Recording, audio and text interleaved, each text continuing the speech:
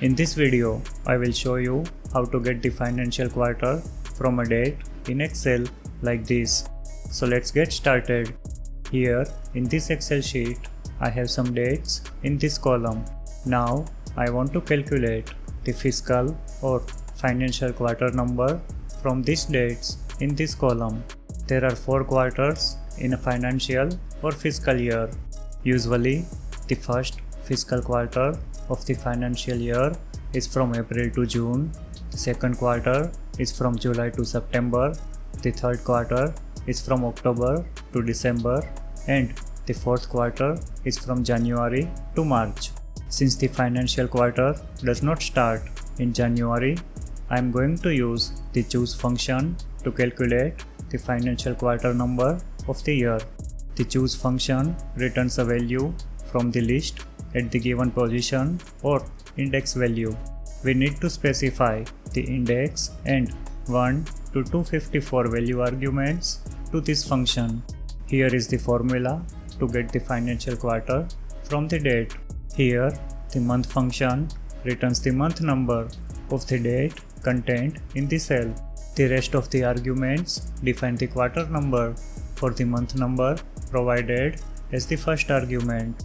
Since there are 12 months in a year, there are a total of 12 quarter numbers, 1 for each month number.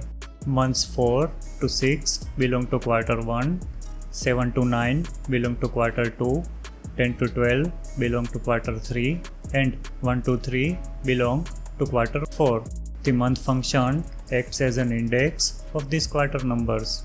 So, if the month number of the date is 1, this function returns the first value, that is 4. Similarly, if the month number is 12, this function returns the last value, that is 3.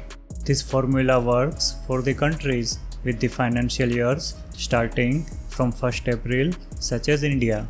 However, you can easily modify these 12 quarter values according to your country's financial year.